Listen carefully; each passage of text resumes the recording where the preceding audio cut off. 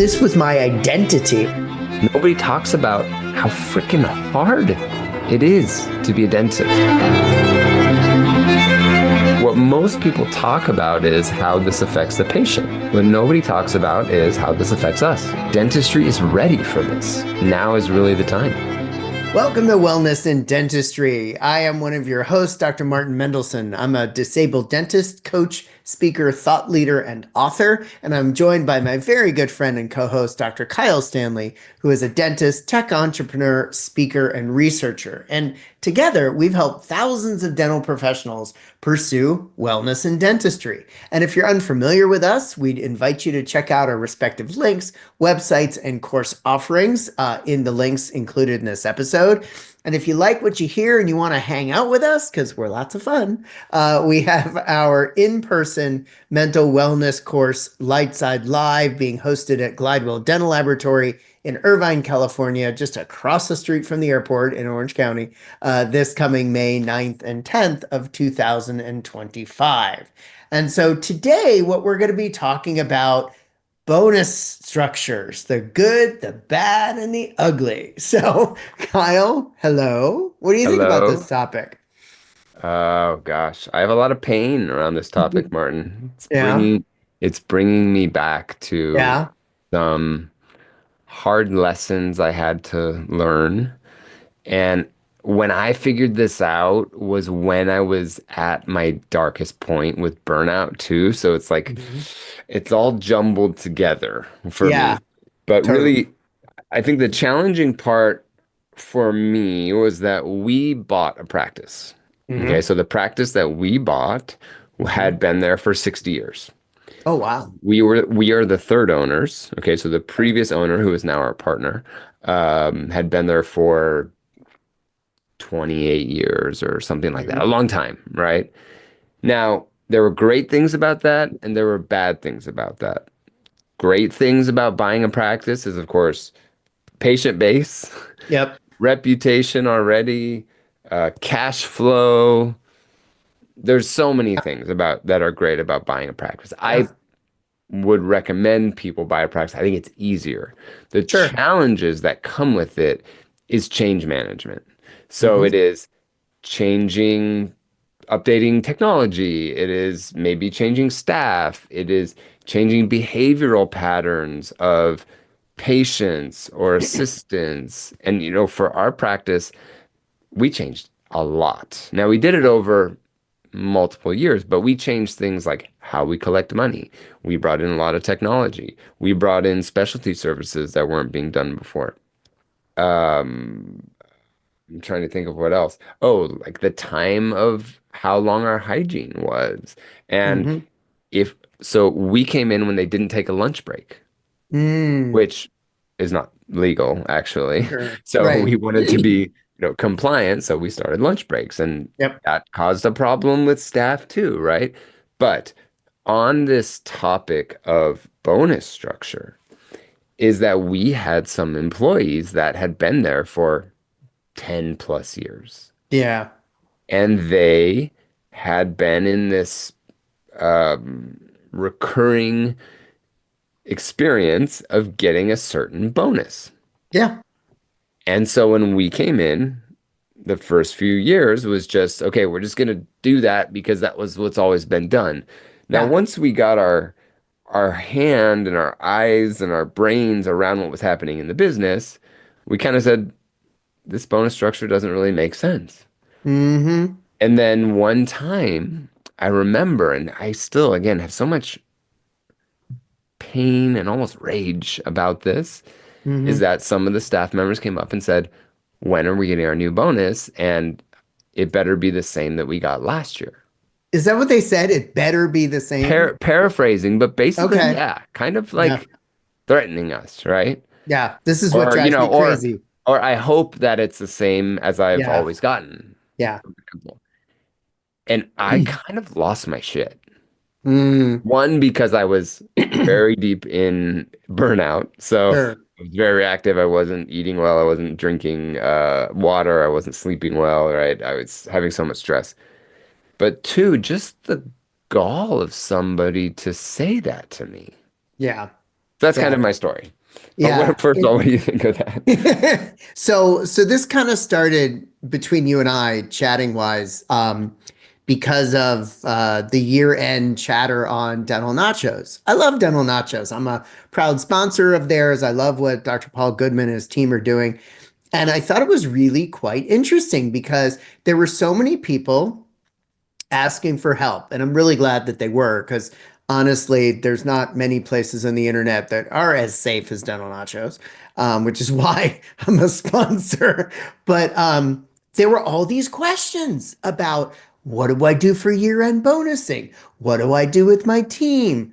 There was also posting from the other side relative From the to, from the yeah, team or hygienists? yeah, Hmm. where we got X last year, but we got Y this year. Should I be disappointed, et cetera, et cetera, et cetera? Mm. And do you know what any and all of those posts told me instantaneously? What do you think it told me? I think that it told you that nobody planned and set expectations for what the bonus should be. Bingo, bingo, bingo, bingo. And so, look, when we end up not having a defined structure, this is what can create entitlement on any topic. It's not just bonusing, it could be anything, right? And so I've mentioned this before, and I'm a huge fan of this. I was a full-time employee of Spear Education for many years, and we had a two-prong, I like to call it reward compensation type of structure. It was quantitative and qualitative. And so what that means is the quantitative was all about KPIs. Did the business meet its objectives? Yes or no? And how did you Okay. fit into that? And therefore, what were the tiers associated with meeting X, Y, or Z? The qualitative part was around how you as an employee interacted with the organization. And now, granted, that was weighted less heavily than the KPI stuff, which should make some sense because the KPI stuff dictates, like, is the money in the bank for you to be Hmm. able to give the bonus. And this addresses a problem in any business, but particularly a smaller business like a dental practice.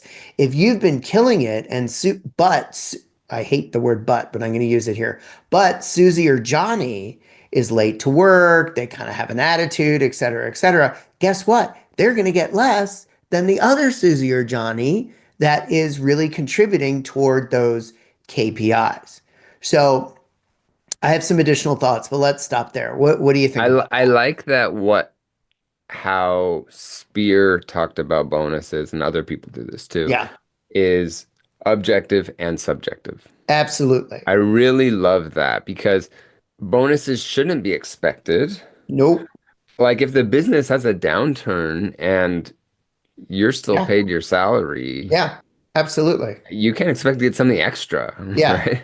And I will also say this, transparency builds trust. And I'm not sitting here saying that you need to, unbutton your shirt, as the phrase goes, and share your entire P&L. If you choose to do that, great. Okay, fine. I'm not saying I know some people that do. I know some people that do, and I'm not sitting here saying I'm in favor of either. But what I will say is this.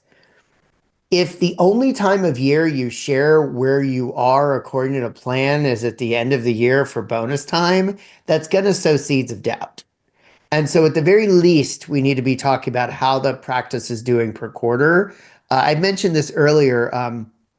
There was a documentary with Anderson Cooper on one of the streaming services about a restaurant in Portland, Oregon, that gave its employees equity. We did a whole episode on equity, which got a lot Mhm. of interesting chatter on social media. But anyway, but the point is that they share their entire P&L. Why?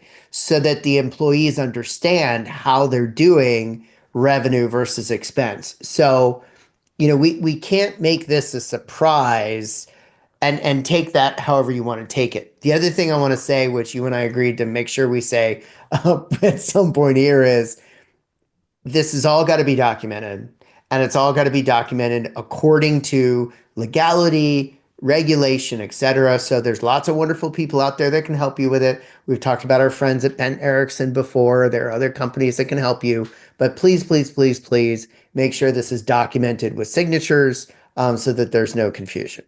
So. Yeah, and it's funny is I was just talking to one of my colleagues that I worked with at Pearl, Uh-huh. who works for a different company, and he was saying something about how any job, don't ask for a raise once you've been working super hard, because Hmm. basically what you want to do is when you start, you say, what will it take for me to advance? And Oh, I that could love be that. bonus structure or whatever.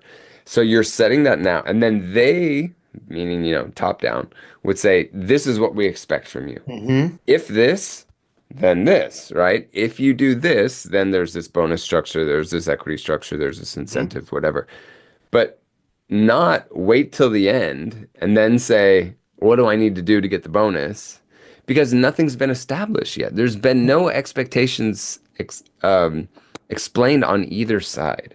Yeah. I love that. And that's exactly what you're saying here, too, is say whether you start when the person is hired or when you do it Hmm. every year at the beginning of the year, Yeah. whatever it may be, or the end of a Yeah. busy season, or however it is. I know like oral surgeons are super busy in the summer Hmm.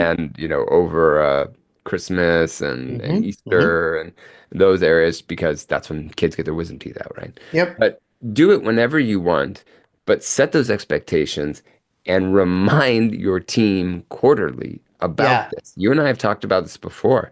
Having meetings quarterly, At at least. I least, prefer weekly, but okay. yeah, with your team to go over this. So let's Yeah. say we start in January and then we go in March and we say, hey, remember in January we talked about this. Yeah. How are we doing? Okay, it looks like the practice is doing well.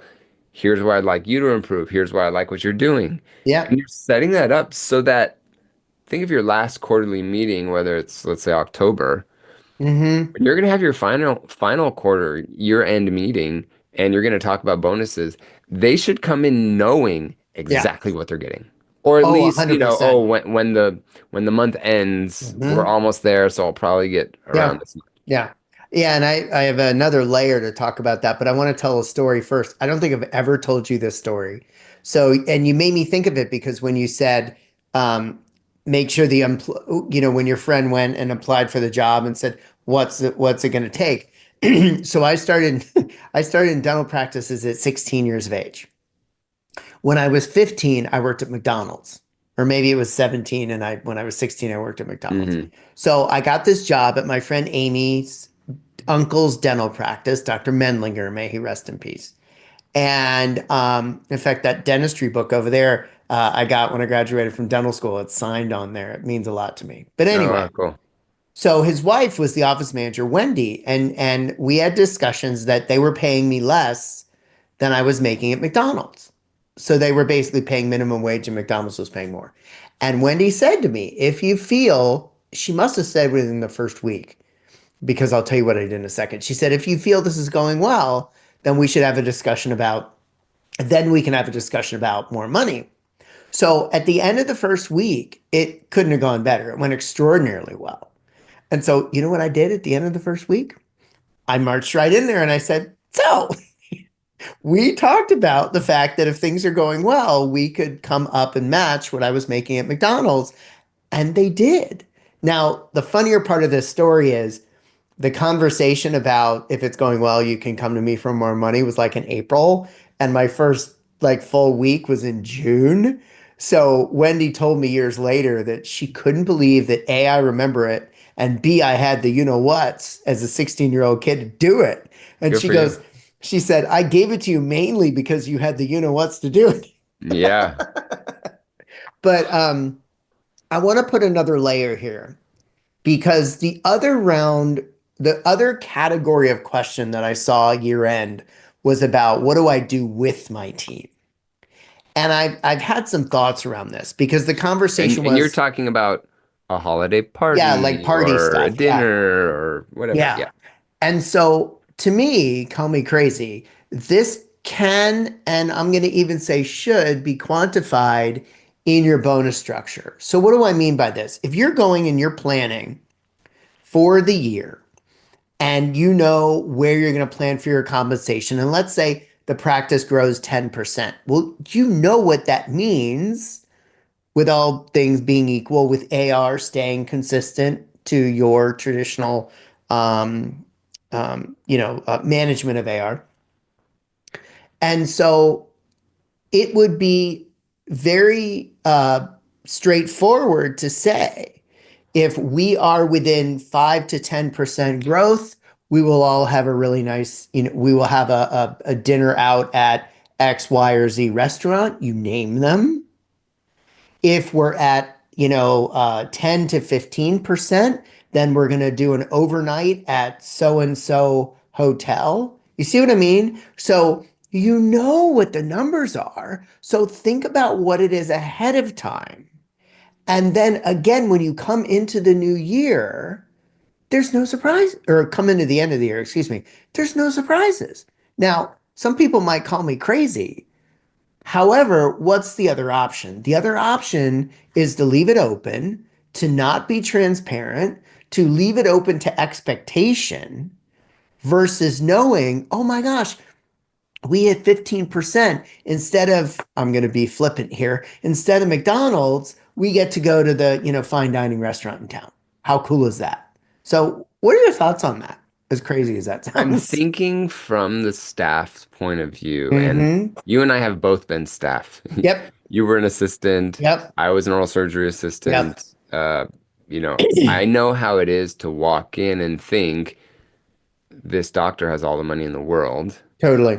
Why can't they buy my coffee? Why Yep. can't they take me out to dinner? Why can't Yep. they Yep. do this or that?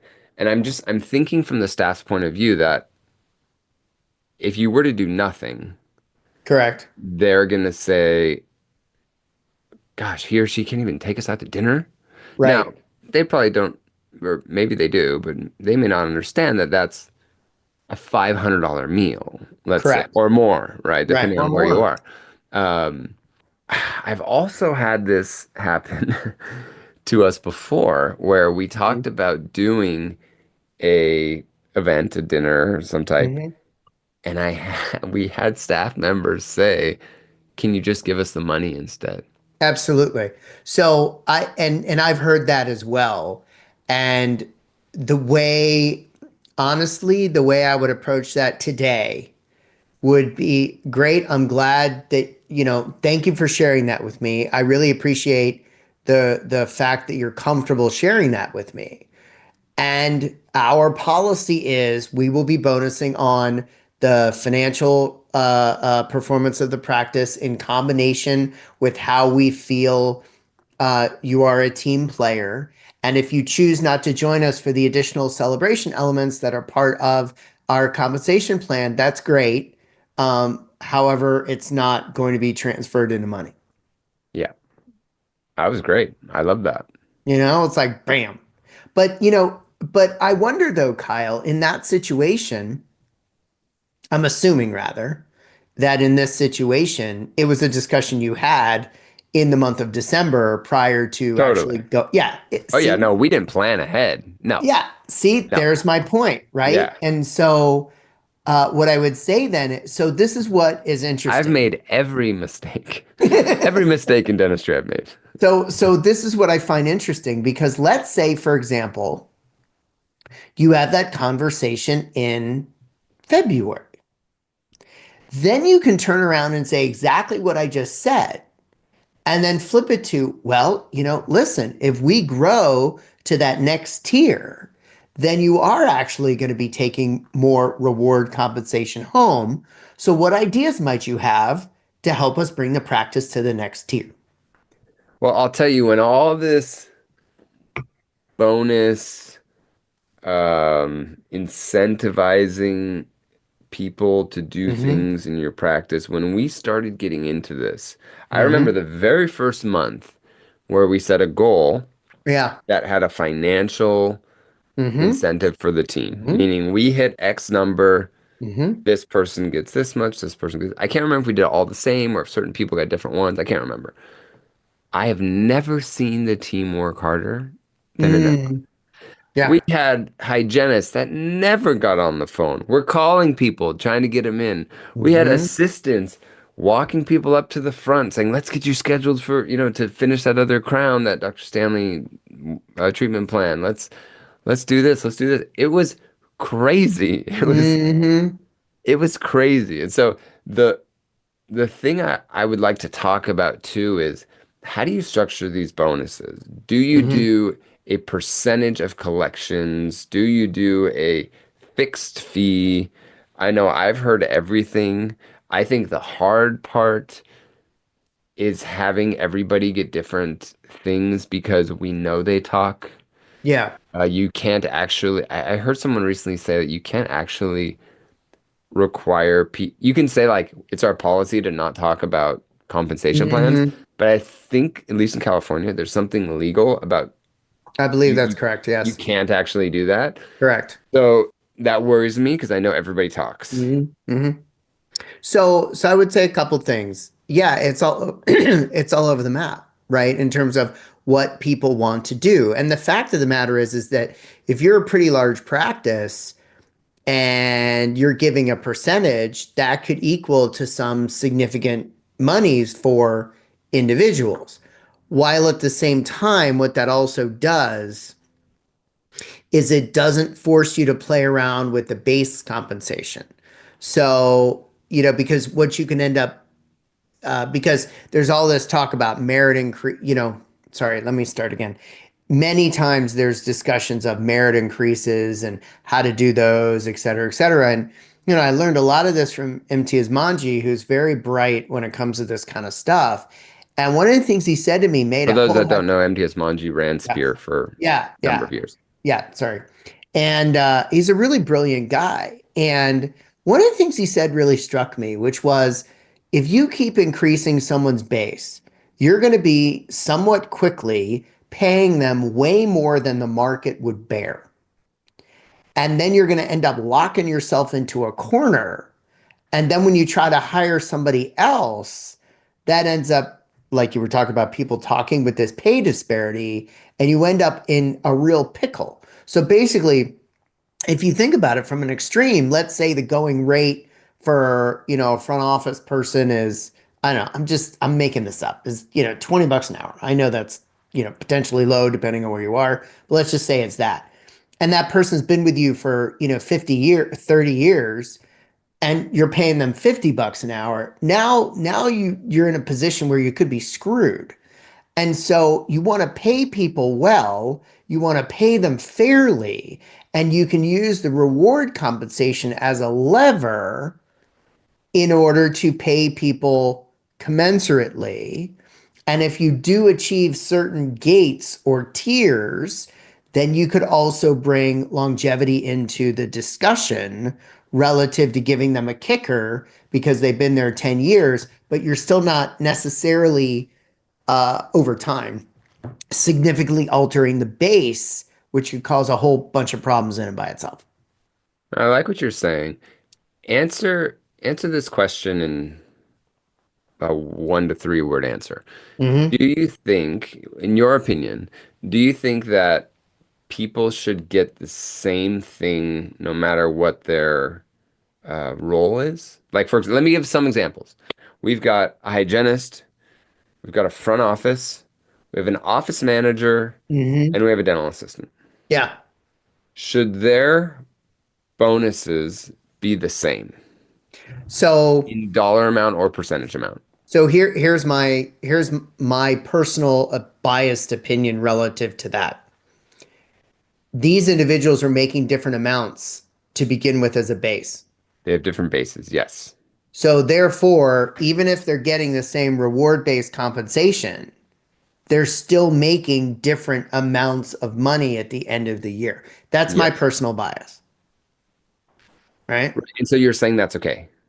I I believe it is. Yeah. And so you think your thought would be give the same amount of bonuses, I would but the say base give is this different. give this same amount up until certain longevity markers, 5 years, 10 years, 15 years, etc. Hmm. Then I think I would be rewarding loyalty based on longevity. So that would be the difference for me between team members. I've Mm. also heard it said, I think MT has said this as well, which is listen, when individuals are claiming they should be paid more, I've actually heard other people say this too, not just him, relative to if you want to make what a hygienist makes, go to hygiene school. If you want to make what a dentist makes, go to dental school. Now that sounds really nasty. And the truth of the matter is that there is a financial cost and time cost to become a hygienist, to become a registered dental assistant, to become an expanded function dental assistant, to become a general dentist, to become a periodontist. And so when I hear those kind of things, it makes me take a step back because I can't help myself and think, okay, why am I hearing this? Obviously, there's a disparity in this person's mind, but where is that coming from? So as you're saying that, I am feeling the pressure and I'm feeling if there's any dental assistants listening, because Hmm. I've heard this a lot. And I've seen it on my comments on Instagram Hmm. before as Hmm. well, which is dental assistants feel underappreciated because quote unquote, they don't bring in money.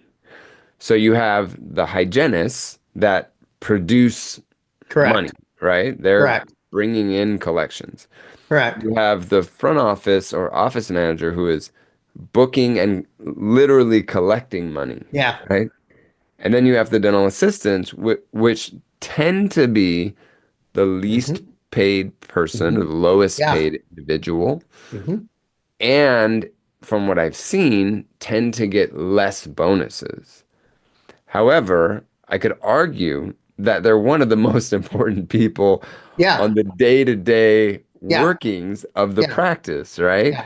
And so I could see how I can just hear them feeling underappreciated. Yeah. And look, dental assistants are critical. I was one for years. And so I very much understand what a dental assistant goes through. In fact, for any dental assistants listening, believe it or not, I had a dentist say to me once, you ready for this? Oh, yeah, well, you don't know any better anyway because you're too stupid and new. Yeah, I got told that. So, you know, I feel that I can speak from a place of experience. And yes, dental assistants are incredibly important. And I think the question then becomes, how can I as an assistant continue to allow the practice to provide excellent and warranted needed care for our patients? And so I know that there are some clinicians out there that also have ancillary items that they offer to their patients: electric toothbrushes, bleaching treatments, and other types of treatments that are needed and warranted. There are some practices that offer the team members certain reward compensation based upon numbers of whitening trays. I'm going to use the word sold, number Hmm. of toothbrushes sold, things of that Hmm. nature. And so I do believe that there are other ways that are ethical, that are warranted, that have gates associated with them. Like, for example, an assistant mentions whitening to a patient with significant periodontal disease, and they're not a candidate for that at this moment. We ain't going to do that, right? Right. So there's some natural gates, I want to be clear, that are in my mind that I may not have spoken. And so I believe that there are ways to address an assistant feeling appreciated and bring them into part of the process. And that could also even include being and I mean this for everybody, not just assistants, being a holistic member of the team. We all have access to our practice management system. What happens if a patient slips through the crack and all of a sudden they have an appointment that day and they owe the practice $5,000? Hmm. And so if their bonus based upon collection, as an example, and they bring that to somebody's attention because look, we're all human and things get missed, then that ends up affording them greater levels of compensation. It's why it's kind of why my personal bias is to level out the reward-based compensation based upon performance of the practice and then personal um, how you personally interact with everybody on the team. I really love that Yeah. because it's just like you're saying, if you're, let's say you're front office, you're the office manager, Yeah. and you've collected well and you've done all this Mhm. stuff, but you're just rude to people and you are Mhm. just Yeah. mean Yeah. and you ruin people's day. Like, yes, the business did well, but you shouldn't be incentivized to be that No. person. No, and trust me when I tell you, because I've been on both, you know, fortunately, I've never been docked for the subjective stuff in my life, but I could tell you, I've been on the side of the leader having to look somebody in the face and say, listen, I have some concerns about how well you play in the sandbox. Well, what do you mean by that? Well, then you got to be specific, folks. It can't just be, I think you come in with a bad attitude. It's got to be demonstrative. You came in the other day and, so and so said this and you said that. Like I Facts. often say, like when we teach crucial conversations in Lightside Live, now I kind of do this as cutting it off at the pass because it used to always come up because people would say, well, how do you deal with subjective stuff? Hmm. And you know that question. And Yeah. so We get it every time. we get it every time. So I try to cut it off at the pass. Subjective things can be described objectively. So if an individual rolls their eyes, you say they rolled their eyes. If an Yeah. individual makes a sound like, huh, every time you talk about vacation schedules, then you say you make a noise. I don't suggest you mimic them, but you make a noise. If they ask you what's that noise, well, then they asked you. But the Yeah. point is that behavioral behavioral actions can be described in objective terms or descriptive terms. How about that? Yeah. I was thinking as you were talking, some examples that I've heard of bonus structures. Hmm. So I know one person and I think he only has his office manager, which has a monthly bonus, Hmm. and her monthly bonus I think is 0.1%, if I believe Okay. that works out right. So if they're producing 100,000 a month, she gets $1,000. Sorry, if they're collecting 100,000 a month, Correct. then she Yeah. would get $1,000. Yeah. And I think that's a nice way of doing that.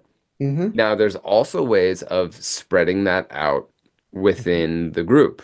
Yeah. So let's say you're a small practice, you have Hmm. five Hmm. employees, right? Hmm. And you could say that, we're going to split X amount percent Hmm. of our monthly collections Yep. between everybody. Yep. So everybody gets this much, everyone gets $250, which shoot, I mean, like, we dentists make good money, but I'd rather have an extra $250, Absolutely. right? You Yeah. know, um, I think this makes sense. I wanted to ask you too, because we mentioned it, but I just want to be very particular with this question. Hmm. Let's say you've had team members for 5 years. You're Hmm. doing quarterly reports. You're doing maybe even monthly reports. They Hmm. know what they're getting. Now we're in June and you have a new team member. Hmm. Would you just sit down, explain what the bonus structure is Hmm. at that time, so at the time of Hmm. hiring, and then just keep them on the normal cadence that everyone else is on? That's a really great question. So first of all, check your local laws. Second of all, I would say that, again, personal bias from what I've seen, because, for those listening, I've coached thousands of dentists. Um, Given the fact that the compensation in the way we've been discussing is majoritively based on practice performance and minoritively based on personal teamwork, then I would actually bonus the minority part within that first quarter and then start the majority part that's based upon total practice performance once that individual has been there long enough, aka a quarter or a month, however you've structured it, so that they're actually being rewarded on things that they had a part in. Oh, that's really good. Yeah, I like that thing. As you were saying that, I was thinking of this kind of like 90-day, what is it called? Almost. Yeah, it's like Like 90-day benchmarking in a way. like a 90-day not purgatory. It's another P word. Not Probation, probation. Yeah, I was like purgatory. That was good. purgatory, Yeah, promotional. No, yeah, probation period. Yeah, because yeah. that makes sense, right? I don't want to give you a bonus for this first month. No, You're just learning. I'm paying you to learn, basically, right. right? But you are for their attitude and how they're That's being true. a team member. So, Yeah, that's which is true. again, for me, why that's so important, Yeah. Um, I was gonna say something else that came to me twice. It'll come back to me, but it had to do with I don't remember now. It'll come back, I'm sure. But Okay, so we've talked about being very upfront when you hire mhm. somebody Yeah. and reminding current employees about Mhm. what it is. I love that. They should almost be able to come to you at the end of the year and Oh, say, that's what I remember. this is what I'm expecting, right? Yeah. Because Yeah. this is what we talked about Yep. 4 to Yep. 12 times this Yep. last year. So And they know your businesses. Sorry, go ahead yeah. before you Yeah. forget. Before I forget for the third, literally, I'm not kidding for the third time. Um, we had this at Spear, and I've seen this in other companies and other practices. And I think that this is a very wise way to go. Please don't make this a make it or break it kind of thing. What I mean by that is if you because we all know how practice collection and well production and collection can go up and down. If you're doing it per month, for example, and you miss a month, please don't make that the only opportunity to gain that bonus. So if you miss a month, but at the end of the quarter, you've met your overarching quarter goals, then Oh, they I see get what you're their saying. bonus. If you're doing it quarterly and you know what, the bed in, let's say, Q3, because that's over the summer, but then in Q4 you kill it and you hit your yearly goal, then Mm, please compensate them for that because this make it or break it can really be very demotivating for people. yeah, I almost think of like use it or lose it kind of thing, right? Yeah. And if the money's there, the money's there. So, for the leaders out there, they're like, oh, well, we didn't make it. It's like, no, no, no. Yes, you did. You just did it in a different time frame. That's why, honestly, planning is so critical because you should be an understanding of what it is. Now, one thing we didn't talk about was that let's say you've been in practice for, a number of years. And let's say you have, I would hope, a good understanding of the percentage of your supplies expenditure. Okay. That can also be part of the equation, could it not? Relative to, because some practices not only have certain team members that are in charge of ordering, every team member uses materials.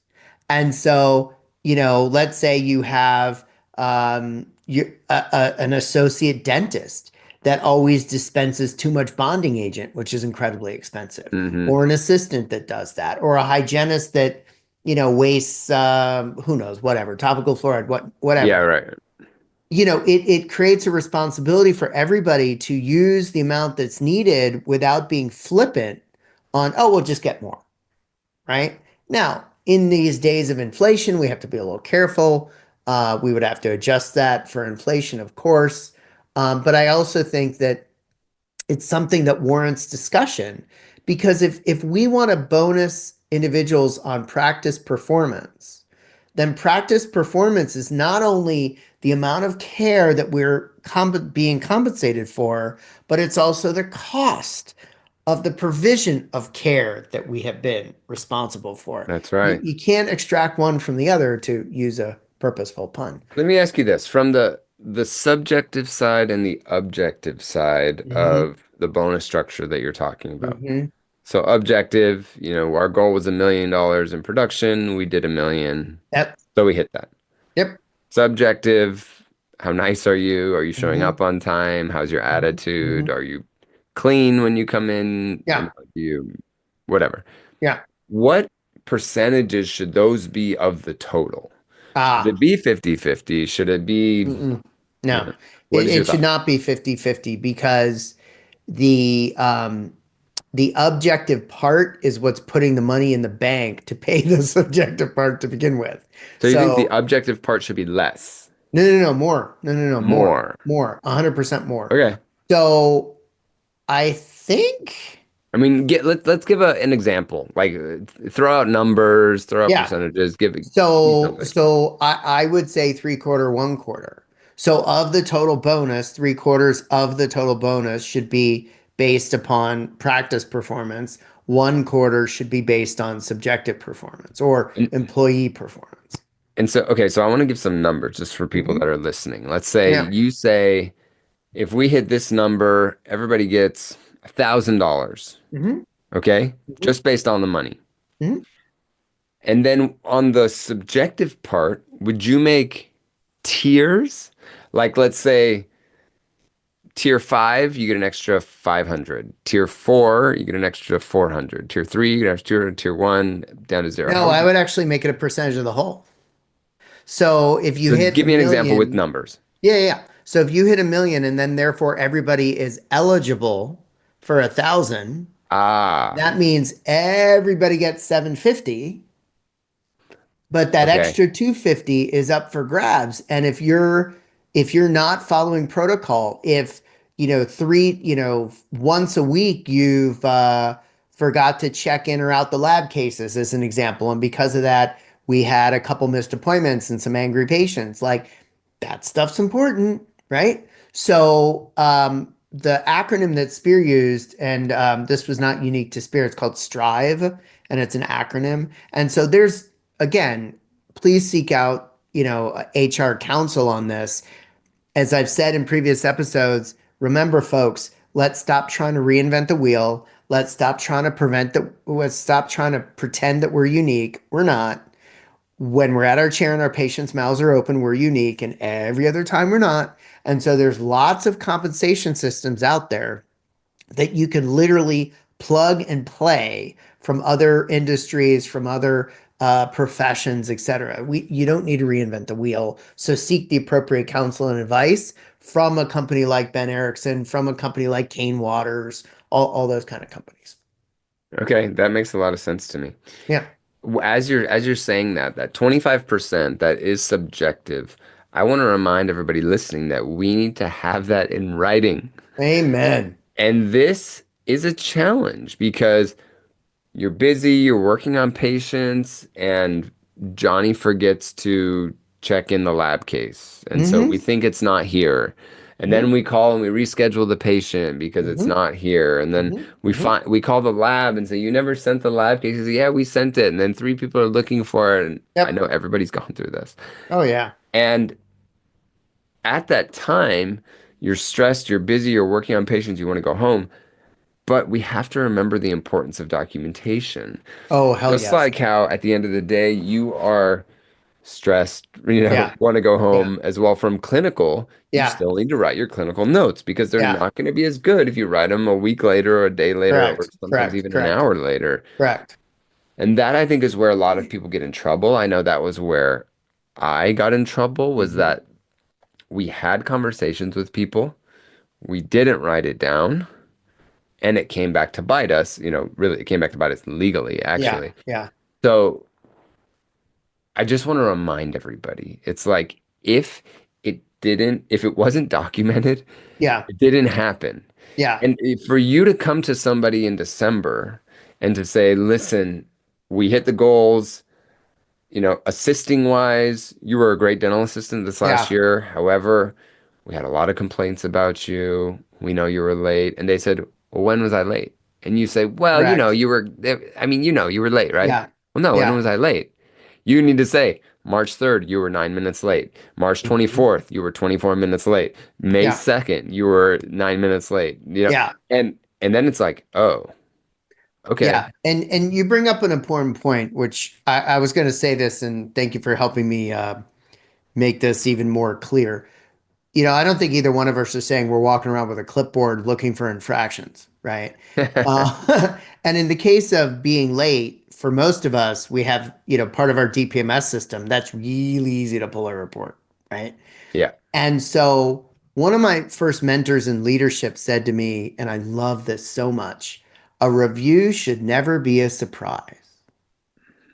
And so, what you were talking about for me was that we need to be meeting with our team at least quarterly, and B, we need to be sharing these things quarterly so that they are aware of the things that are not going well. Because I'm going to say, I know neither of us, and please agree with me or not, neither one of us are saying that if somebody forgets to do something once, we're going to dock them. That's not what this is about. No. This is about patterns of behavior that aren't supporting the ability for us to provide extraordinary care. That's what this is about, right? Yeah, I love that. I mean, it's the same thing when you think of patients that no show, Yeah. right? The first patient no show, I Yeah. recommend not charging them, Yep. but they should know before, they should be Yep. reminded in all of their text reminders that there is a no-show fee. Yep. And the first time, I would recommend waiving it. Yep. But after that, it should never be waived. Totally.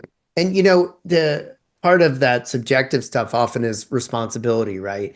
And so I've had some of my clients that have had quite a number of challenges where, if everybody's responsible, nobody's responsible. And so something happens, they're in a team meeting and they're like, how did this happen? And everyone goes, I don't know.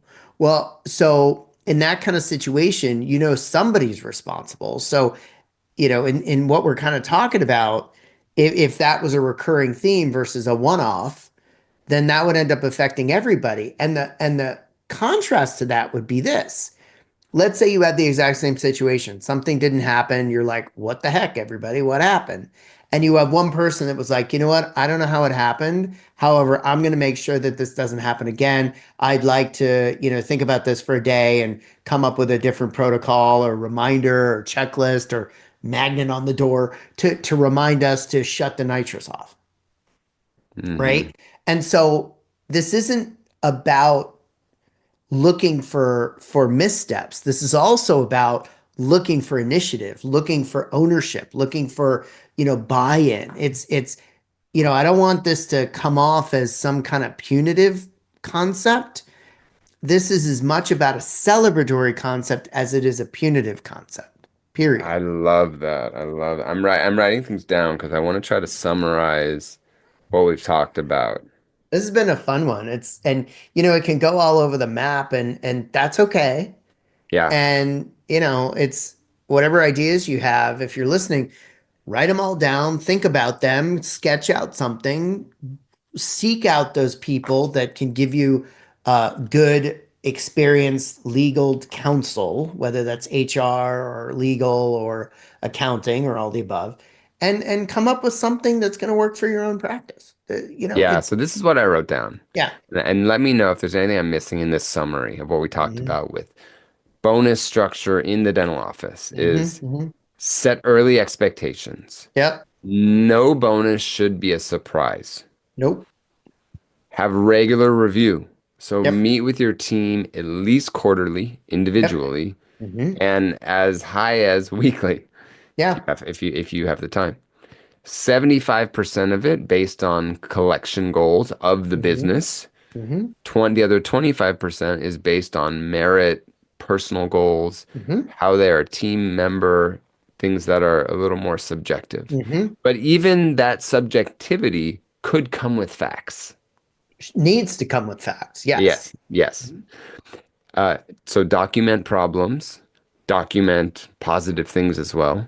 Amen. The larger goals should take the precedence. So that's, Mhm. if you didn't hit the monthly, but you hit the quarterly, they should still get it. Yep. And lastly, this should be celebratory as much as it is punitive. Amen. Love that. That was great. I I learned so much on this today. I feel like it helped me really organize my thoughts around this. And Yeah. it's nice to bring, it's just like anything in dentistry. It's nice to bring, it's exactly what you say. It's nice to bring things from outside of dentistry Hmm. into dentistry Hmm. and make them, mold them to work for us. And Totally. it's kind of what you did through your experience with Spear, and I know what we've done like at Pearl and from other companies that I've worked with. Even their dental companies, they're ran like traditional, Mhm. businesses, right? Yeah. They're not run like a dental office. No. And so it's exactly what you say, how we're not unique once we're not working on patients. Yeah. Everything else is just a Yeah. business. Yeah. Totally. 100%. Well, if this really helped you guys and you know a colleague that was stressing out about figuring out bonuses, send this to them now, especially if it's early in the year, so that they can Mhm. start talking about it now and not have all the stress around the holidays. We would love if you liked this, if you could write us a written review. So just go to Apple Podcasts, write a written review, and we would love to hear from you. And if you want to spend 2 days with us, go deeper into all these topics, make sure to go to wellnessanddentistry.com, click on our links, and you can sign up for Lightside Live, our 2-day transformational 12 CE program on May 9th and 10th in Irvine, California at Glidewell Dental Lab. Thanks for listening to Wellness and Dentistry, and we'll see you on the next episode. See you later.